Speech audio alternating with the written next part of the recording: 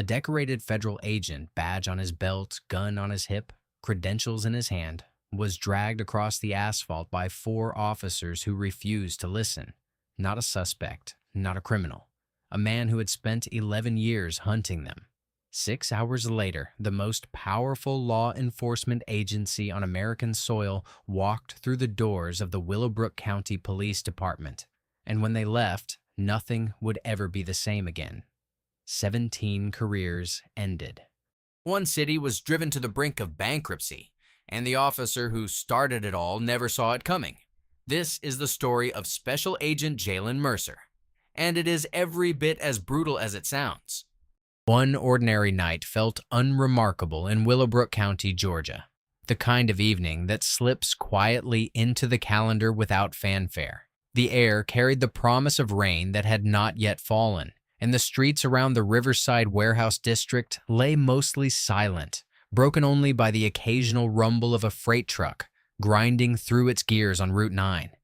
Special Agent Jalen Mercer had been awake for 22 hours.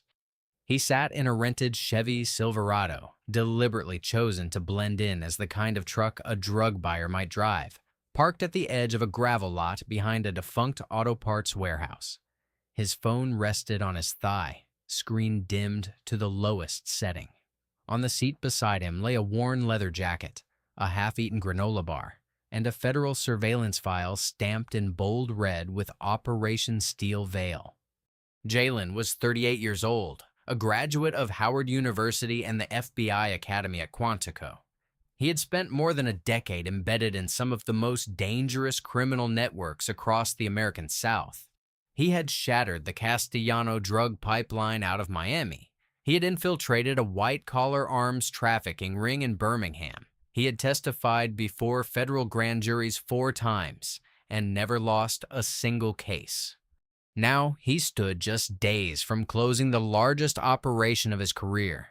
The Ridgewood Network, a loosely connected group of mid-level drug distributors operating across 6 Georgia counties, had been under FBI surveillance for 14 months. Jalen had spent the last 3 of those months undercover, earning the trust of a man named Troy Langston, a former Army logistics officer who now ran distribution through 4 seemingly legitimate small businesses.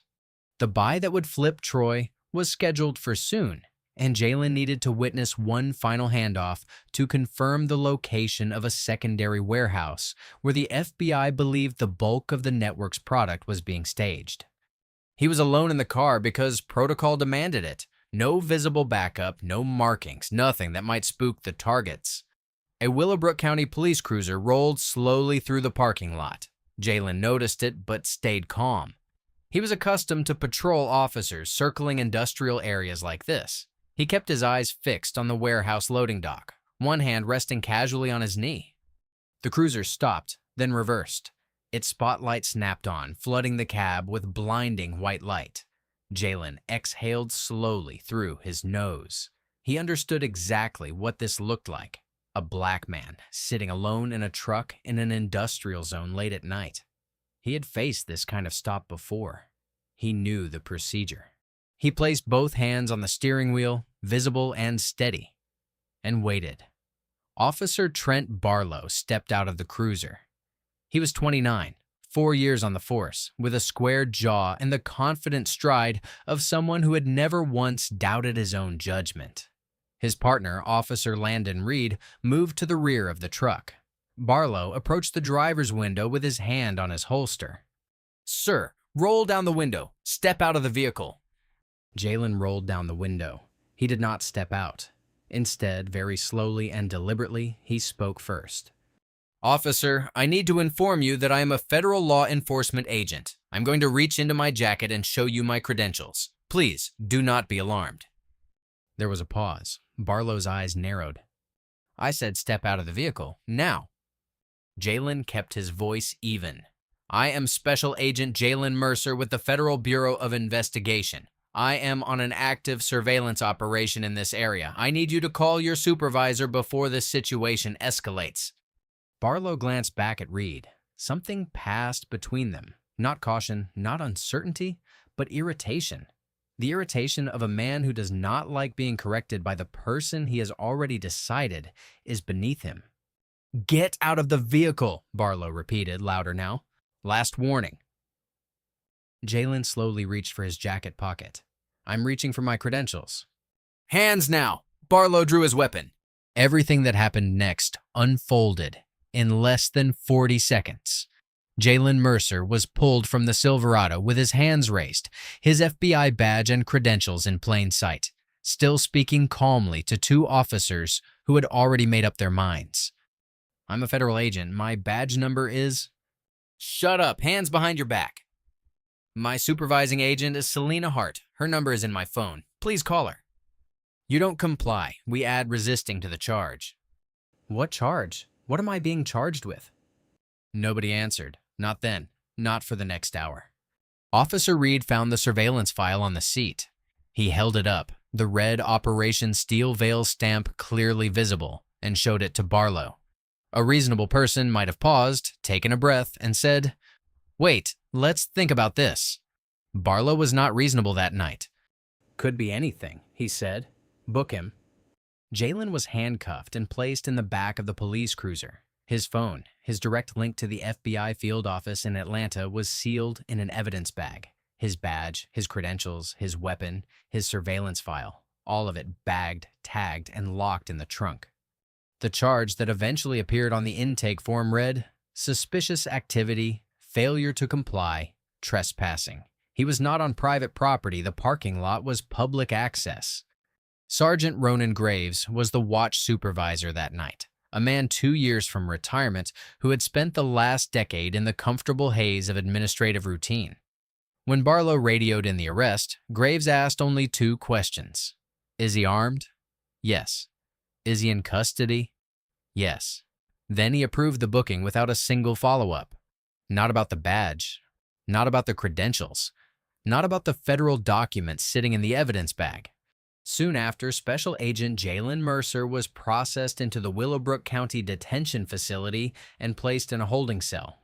Officer Landon Reed returned to the Silverado, found a secondary phone Jalen used for undercover work, and disabled the FBI tracking beacon attached to the vehicle's undercarriage, though he would later claim he had simply moved the truck and had no idea what the device was.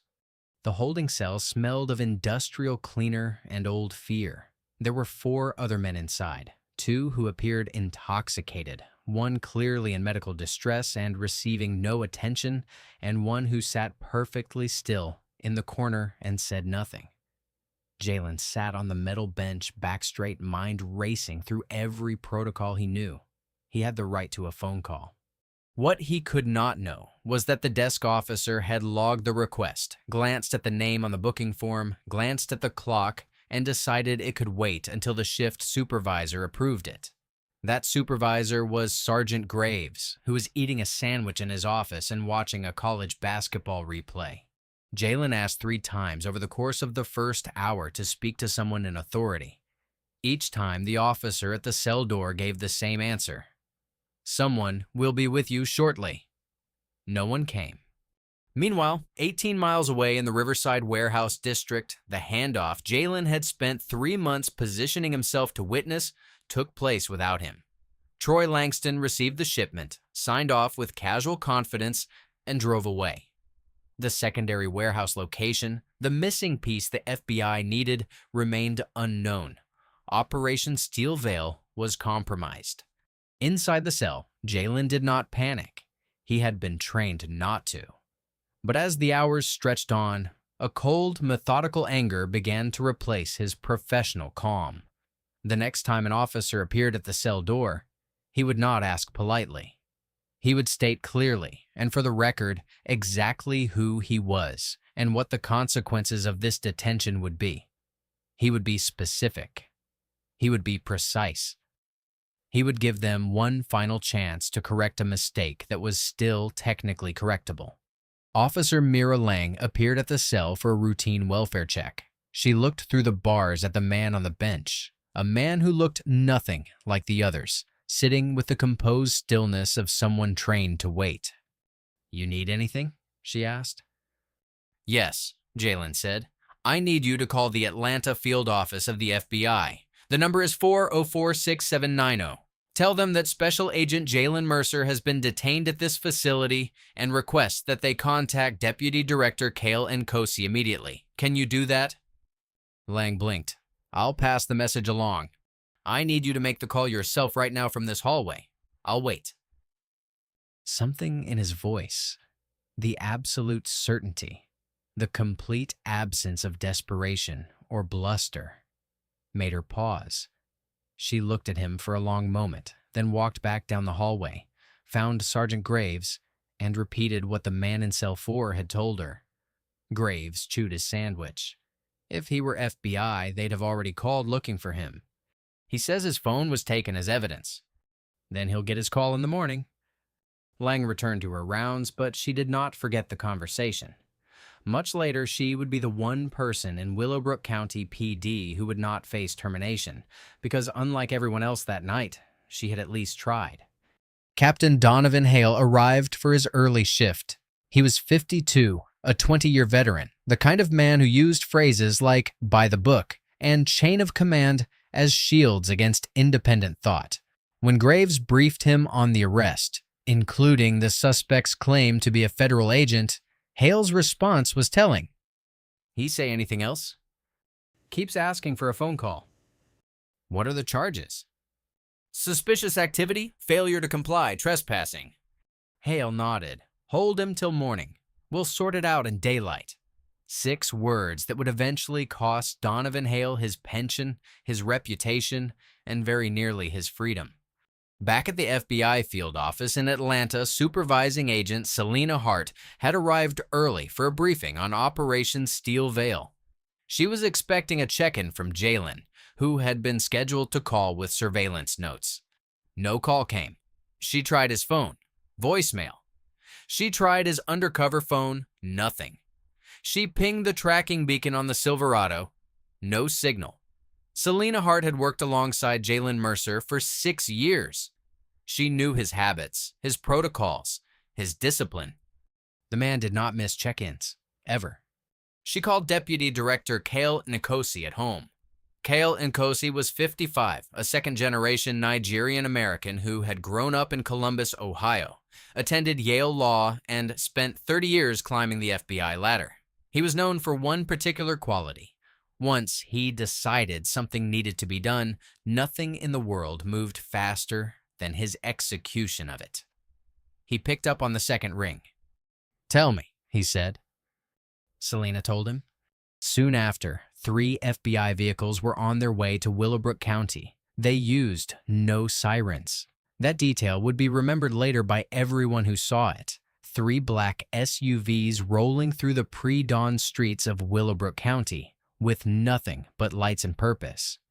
Deputy Director Cale Nkosi walked through the front door of the Willowbrook County Police Department. Behind him were 8 federal agents, 3 of whom carried what would later be described in departmental records as a significant volume of legal documentation. The desk officer rose from his chair and opened his mouth. Nkosi did not slow down. "Where is Special Agent Jalen Mercer?" It was not a question. It carried the grammar of one, but the weight of an ultimatum. The desk officer answered immediately. "Cell Block B, sir." Nkosi held up his credentials without breaking stride. The FBI found Captain Donovan Hale in his office, coffee in hand, reviewing a patrol schedule. When the door opened and he saw Nkosi, 6 feet tall, immaculate in a charcoal suit, radiating the specific kind of controlled fury that comes from a man who has learned to weaponize his composure. Hale set the coffee down slowly.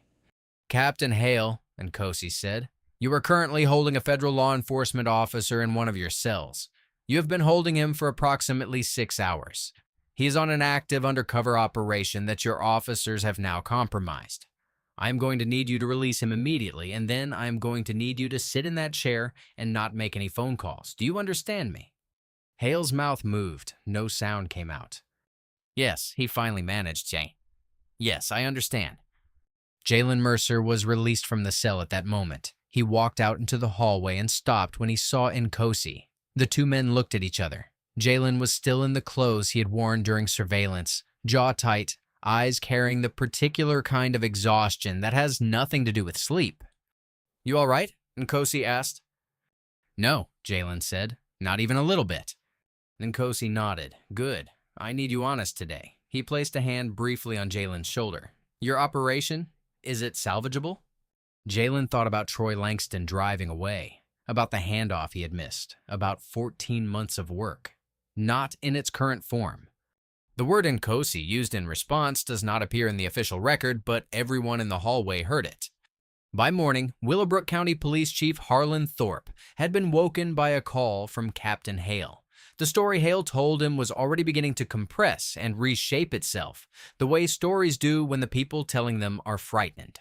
Hale's version: 2 officers had responded to a suspicious vehicle call. The occupant had been uncooperative. The arrest had followed standard protocol. Nobody had known he was FBI. An honest mistake. Chief Thorpe, a portly man in his early 60s who had run Willowbrook County PD for 9 years, largely by avoiding controversy, arrived at the station to find it already swarming with federal agents. He was met in the parking lot by supervising agent Selena Hart, who handed him a single sheet of paper. It was a timeline, minute by minute, reconstructed from cell tower data, the booking system's internal logs, surveillance footage from inside the facility, and the radio dispatch records. Thorpe read it. His face went slowly from pink to gray. "The body cams," he said, "from the arresting officers. We've already requested them," Hart said pleasantly. Both cameras were off during the arrest. There was a pause. "Both of them?" Thorpe repeated. Both of them, simultaneously, minutes after Officer Barlow spotted the vehicle and radioed his partner.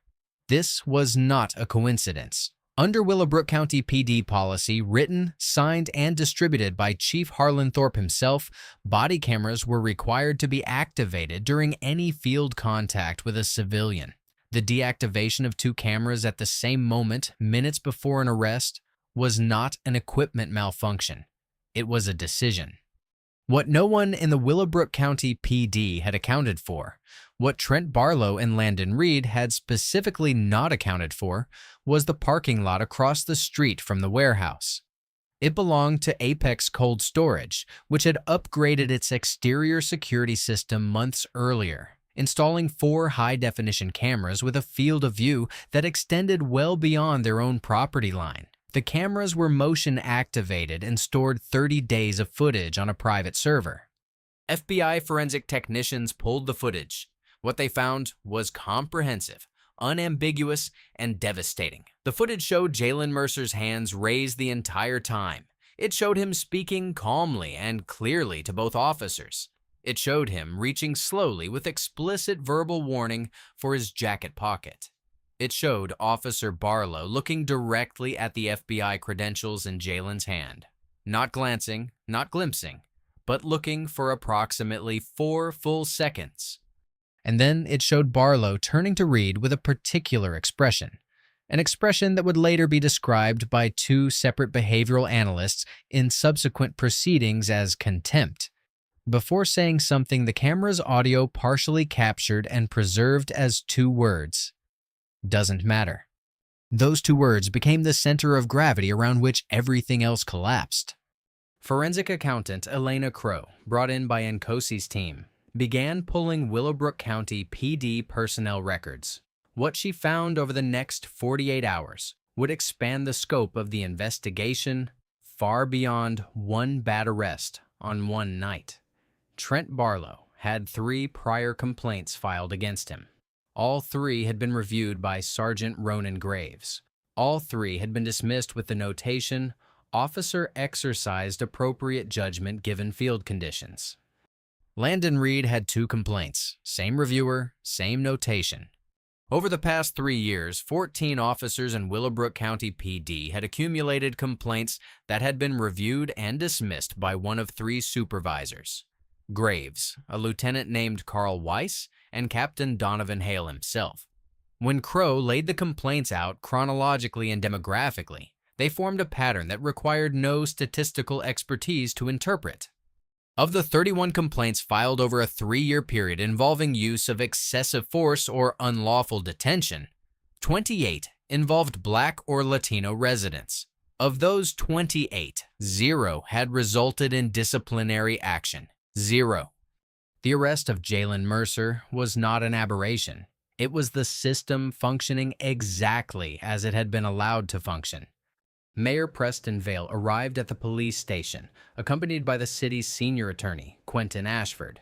Ashford took one look at the number of federal agents, the volume of files being copied, and the expression on Deputy Director Nkosi's face, and leaned toward the mayor.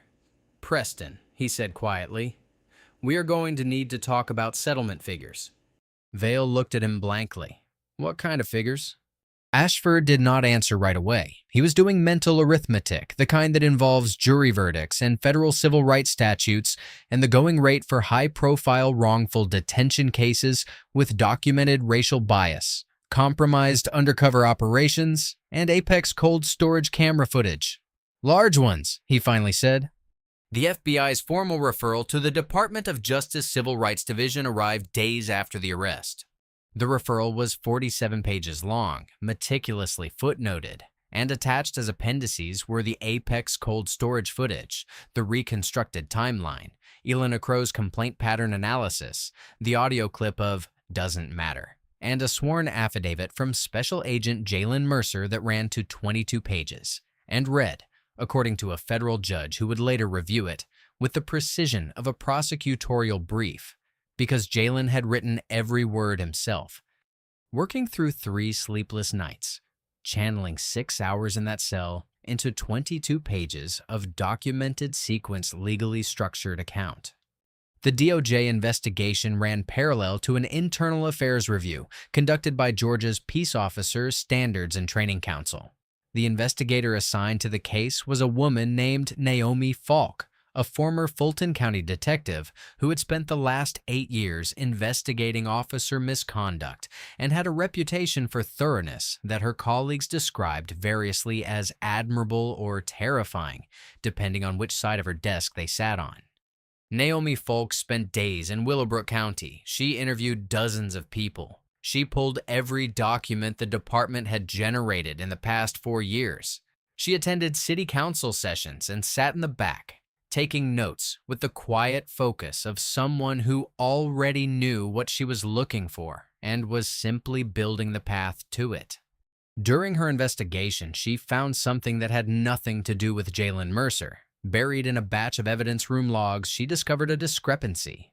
Several cases in which items listed as seized evidence had no corresponding disposition records. The evidence had been logged in. It had never been logged out. But in most of those cases, the criminal charges had been quietly dropped. She pulled the arresting officer reports. Several of them were signed by Trent Barlow. When Naomi Falk brought this to Captain Donovan Hale, he told her it was a clerical error. When she brought it to Chief Harlan Thorpe, he told her it was an ongoing internal matter. When she brought it to Deputy Director Cale Nkosi, he picked up his phone and called the U.S. Attorney for the Northern District of Georgia, a woman named Vivian Shaw, who cleared her afternoon schedule and asked Nkosi to have Naomi Falk in her office by 4 o'clock. Trent Barlow, it emerged, had been skimming seized drug evidence. Small amounts, enough to sell, not enough to obviously flag. He had been doing it for at least 2 years. Sergeant Ronan Graves had, the evidence would eventually suggest, known about it since the previous year and had used that knowledge to ensure Barlow's complaints were always dismissed. Because a Barlow who feared Graves was a Barlow who stayed quiet about Graves' own secondary income, a protection arrangement with 2 local businesses that allowed them to avoid noise ordinance enforcement in exchange for monthly cash payments. The thread, once pulled, unraveled faster than anyone anticipated. Lieutenant Carl Weiss had falsified overtime records, $34,000 over 18 months. Captain Donovan Hale had approved a no-bid contract for police vehicle maintenance to a company owned by his brother-in-law. 3 other officers had used department databases to run unauthorized searches on private citizens. In 2 cases, on individuals involved in personal disputes with the officers. The arrest of Jalen Mercer had not been the beginning of the rot. It had been the moment someone shone a light on a rot that had been spreading quietly for years. The termination proceedings began weeks after Jalen Mercer walked out of that cell. Officer Trent Barlow was terminated and criminally charged with evidence tampering, civil rights violations under 18 U.S.C. Section 242 and theft of government property. Officer Landon Reed was terminated and criminally charged with civil rights violations and obstruction of justice for disabling the beacon. Sergeant Ronan Graves was terminated and criminally charged with conspiracy, evidence tampering, and corruption. Lieutenant Carl Weiss was terminated and criminally charged with fraud and falsification of records. Captain Donovan Hale was terminated and placed under investigation for corruption and contracting fraud. Chief Harlan Thorpe was forced to resign with no pension, following a determination by the city that his failure to investigate prior complaints constituted a breach of his employment contract. Officer Mira Lang, the one who had tried, was not only cleared, but promoted. 11 additional officers received disciplinary actions ranging from suspension to demotion based on findings related to the complaint suppression pattern and the database misuse. 17 badges total were gone, and it was not done yet. Attorney Quentin Ashford had seen the settlement number coming from the moment he walked into that police station. What he had not fully accounted for was the multiplier effect, the way a single case, when it cracks open correctly, does not stay a single case. Jalen Mercer retained a private attorney within 48 hours of his release, a woman named Lydia Kane, a civil rights litigator based in Atlanta who had won 4 landmark wrongful arrest cases in the previous decade and was known in Georgia legal circles for a willingness to push every case to trial rather than accept a quiet settlement. She understood, as she once told an interviewer, that quiet settlements are what cities use to buy silence. Lydia Kane filed a federal civil rights lawsuit against Willowbrook County on behalf of Jalen Mercer weeks after his release. The lawsuit named the county, the city, Chief Thorpe, Captain Hale, Officer Barlow, and Officer Reed as defendants. It alleged violations of the Fourth Amendment, the Equal Protection Clause of the 14th Amendment, and the federal civil rights statutes, including a specific claim under 42 U.S.C. Section 1983 and a Bivens-adjacent theory that applied to the systemic nature of the misconduct. The prayer for relief sought $12 million. The city immediately signaled willingness to negotiate. What followed were weeks of negotiation that Quentin Ashford later described in a moment of unusual candor at a Georgia Bar Association dinner as the most humbling experience of his professional life. Every time the city came to the table with a number, Lydia Kane thanked them politely and laid another piece of evidence on the table: the Apex cold storage footage, the complaint pattern analysis, the evidence room discrepancies, the audio clip of Doesn't Matter. And then, weeks into negotiations, a development no one had anticipated occurred. 12 other individuals came forward, not FBI agents, not lawyers, not people with Lydia Kane's resources or Jalen Mercer's institutional backing. 12 residents of Willowbrook County, black men and women ranging in age from 19 to 64, who had experienced wrongful arrests, unlawful detentions, or excessive force at the hands of Willowbrook County PD over the previous 4 years. People who had filed complaints and been dismissed.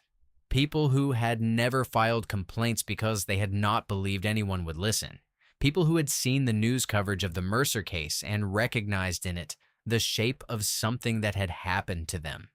Lydia Kane, with Jalen Mercer's explicit blessing and active encouragement, absorbed 7 of the 12 additional cases into an amended complaint. The other 5 retained separate counsel. By the time the consolidated lawsuit was filed in federal court, it represented 14 plaintiffs with documented, corroborated claims against the same systemic pattern of misconduct. The city's exposure increased dramatically. Mayor Preston Vail, who had been up for re-election the following November, called a press conference. He read a prepared statement about accountability and reform and the city's commitment to justice. When a reporter from the Atlanta Journal-Constitution asked him why it had taken a federal agent being arrested for the city to look at its own police department, Vail paused for a very long time before saying that he deeply regretted the gaps in oversight that had allowed the situation to develop. The reporter's follow-up question, "Were you aware of the complaint suppression pattern prior to this investigation?" was met with a response from the mayor's communications director that the mayor would take no further questions. Preston Vail lost his re-election bid by 11 points. His opponent ran on a single-issue platform, police accountability.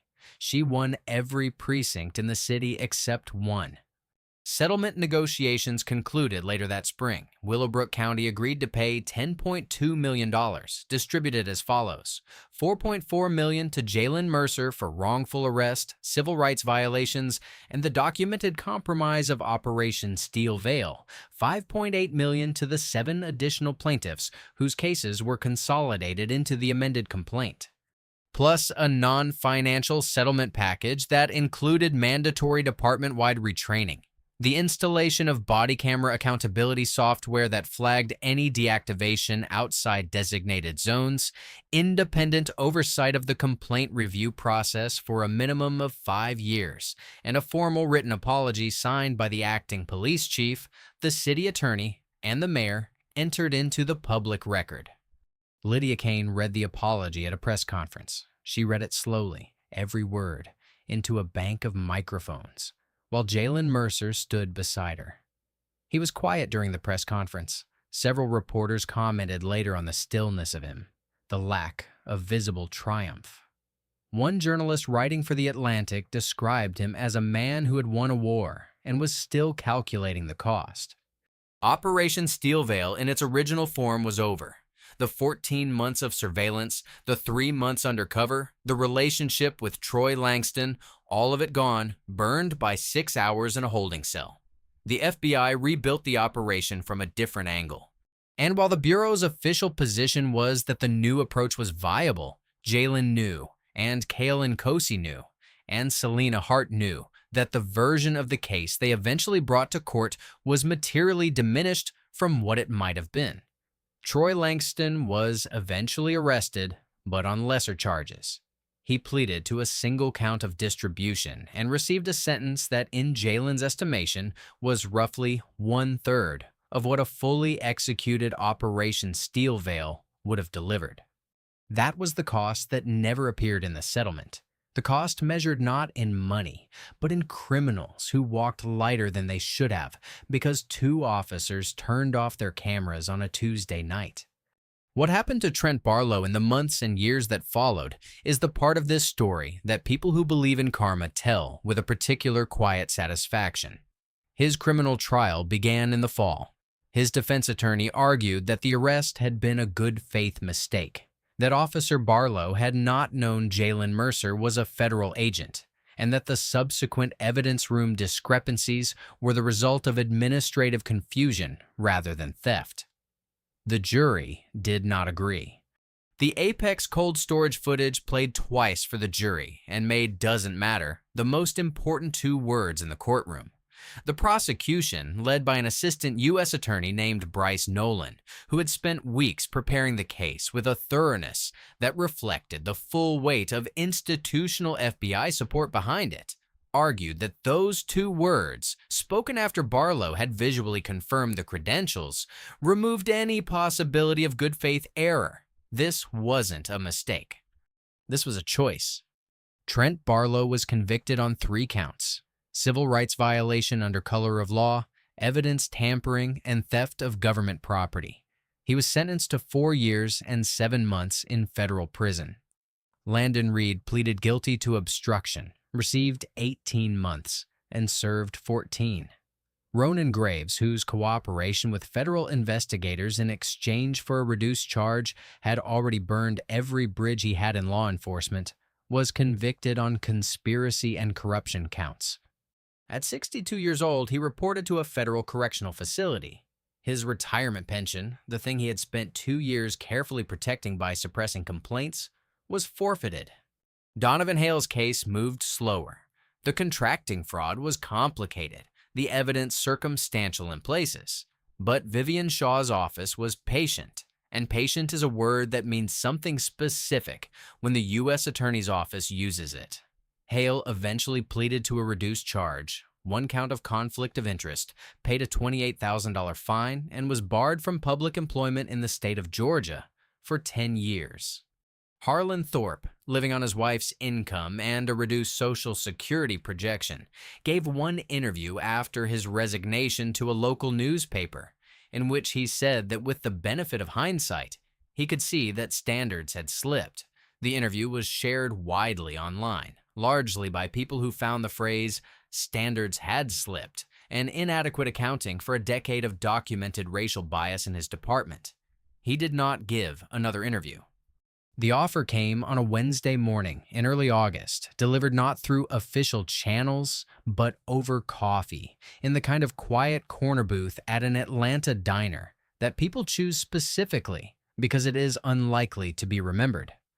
The administrator who made the offer, a decent man, Jalen thought, a man with genuinely good intentions and a genuine belief that what he was suggesting was a kindness, slid a folder across the table and described in careful and measured language a senior advisory position within the FBI's training division, Washington-based, prestigious, the kind of role that looked from the outside like a promotion, the kind of role that was, from the inside, a room with no windows.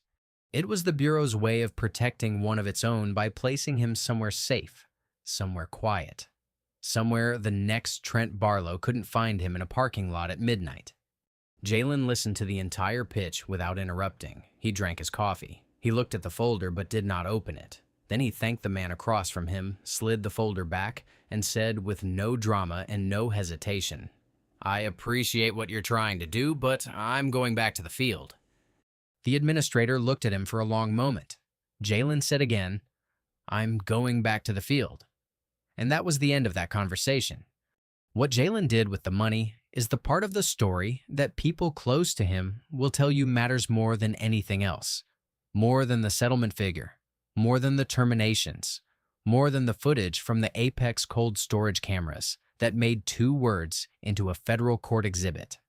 He kept enough to buy a house, a modest one, in a quiet neighborhood in southwest Atlanta with a backyard that backed up against a stand of Georgia pines and a front porch he had always told himself he would eventually make time to sit on.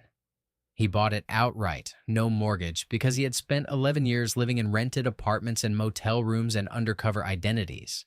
And he wanted, for the first time in his adult life, something that was simply and permanently his. The rest of it, $3.1 million. He gave away. Not to charity in the abstract, distant sense of a check written to an institution. He gave it to something specific, something built, something that would function and fight and continue to exist after the news cycle moved on. Working alongside Lydia Kane, who donated a significant portion of her own fee from the case, a decision that surprised everyone except those who knew her well, Jalen established the Willowbrook Fund. The name was deliberate, and it was debated. More than one person in Jalen's circle suggested naming it something aspirational, something forward-looking, something that didn't carry the weight of a county that had put him in a cell. Jalen disagreed. He wanted the name to do something. He wanted every person who encountered it to ask what Willowbrook was, and then to have to sit with the answer. "Shame that doesn't get named doesn't change anything," he told Lydia when they were finalizing the paperwork. "If this fund does its job, Willowbrook County spends the next 50 years being known for 2 things, what it did and what it cost them. Both of those things need to live in the name." Lydia had agreed. She had also pointed out, with the practical clarity that made her extraordinary at her work, that a fund named for a county's failure and attached to a $10 million settlement verdict would have no difficulty generating press coverage for its cases. She was right. She usually was. The Willowbrook Fund's stated mission was precise: legal representation for low-income residents of Georgia who had experienced police misconduct, with a particular focus on cases in which the internal complaint process had been used not to address wrongdoing, but to bury it. The focus on complaint suppression was intentional. It was the thing, more than the bad arrests, more than the individual officers, that Jalen had decided was the actual disease. Individual misconduct was a symptom. The machinery that made it invisible was the disease. In its first 18 months, the fund took on 23 cases. It won 16 of them, recovering a combined $2.4 million in additional settlements for Georgia residents who had been filing complaints into the void for years. 3 of those cases involved the same county, not Willowbrook, a different one, where an almost identical complaint suppression pattern had been operating, invisible until the fund's investigators started pulling the records. The other 7 cases were still active when the fund's first annual report was published. Lydia Kane's note in the foreword of that report said in part, "We did not take the other 7 cases because we thought we would win them easily. We took them because they were right. The Willowbrook Fund does not select cases based on probability of victory. It selects them based on whether someone's rights were violated and whether they deserve to have someone stand beside them when they say so." Naomi Falk joined the fund's advisory board weeks after the settlement was announced. Her contribution was not ceremonial. She brought with her a methodology for complaint pattern analysis that she had refined over 8 years of investigations, a methodology that became the fund's primary investigative framework for identifying systemic misconduct before cases went to court. The board met quarterly, but Naomi and Jalen talked more often than that. They had, in the way of people who have worked the same problem from different angles, developed an unusual mutual respect. "You ever regret going back to the field?" she asked him once over the phone during one of their irregular check-ins. "Every time I'm in a parking lot past midnight," he said. And then the next morning, no. The letter from Officer Miralong arrived on a Tuesday, months after the settlement, almost exactly a year after the night in question. It was handwritten on plain paper, 4 pages, and it had been rewritten several times based on the faint erasure marks visible on certain lines. It was the letter of someone who had been trying to say something for a long time and had finally decided that the discomfort of saying it was less than the weight of staying silent. Lang wrote that she thought about that night as every single day. She wrote that she replayed the conversation in the hallway and ran through every version of what she could have done differently. She could have made the call herself right there in the hallway instead of taking the message to Graves. She could have pushed back harder when Graves dismissed it. She could have documented the request formally instead of relying on a verbal exchange that left her word against the sergeant's.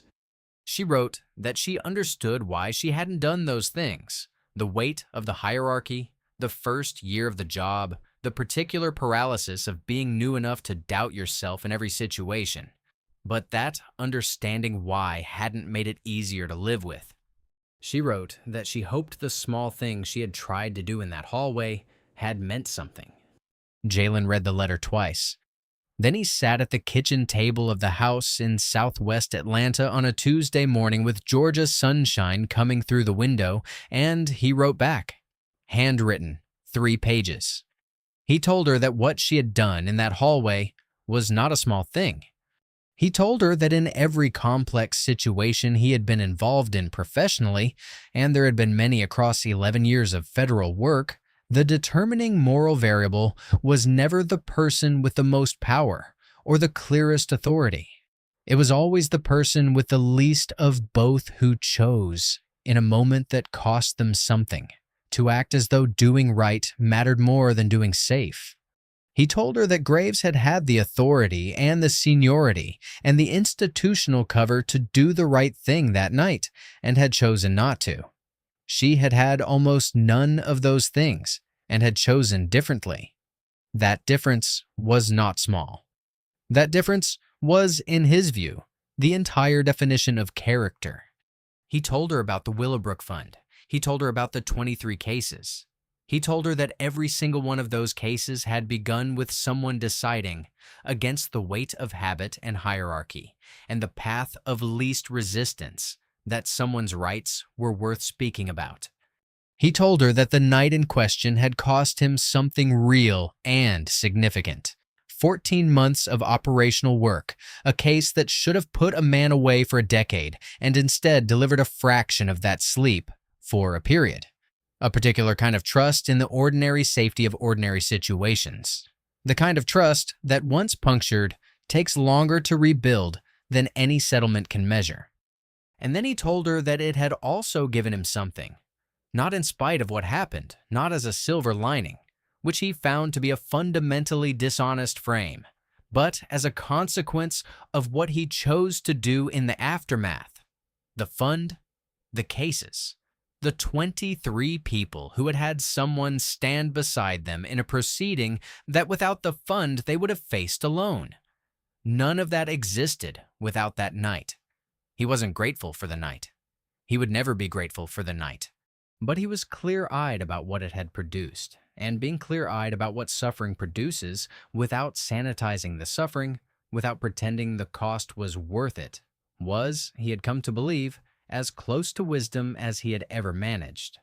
He signed the letter the way he signed everything professional: Special Agent Jalen Mercer, FBI Atlanta Field Office. Then below that, he added a line he had never written on anything professional in his career. Thank you for that moment in the hallway. It mattered more than you know. Here is what Jalen Mercer's story actually teaches us. Injustice rarely announces itself. It doesn't show up with a villain's theme music or obvious malice written across its face. It shows up as habit, as complacency, as a sergeant eating a sandwich while a man in a cell asks for the third time for a phone call. It shows up in boxes checked, cameras switched off, and complaints quietly filed, and just as quietly buried. The Willowbrook County story is not unique, and that is precisely why it matters. Somewhere right now, in some department in some county in this country, a clock is ticking. The question is whether the Miralangs in those departments will stop it before the FBI shows up, or whether the city will learn the price of complacency on a $10 million invoice. If this story moved you, if it made you feel something, if it made you think about accountability, about who protects the people that laws are supposed to protect, then do something with that feeling. Like this video so others can find it. Share it with someone who needs to hear it. Subscribe so you don't miss the next story that the world needs you to know about. These stories exist whether we tell them or not. But when we tell them loudly together, without looking away, something changes. Let's keep that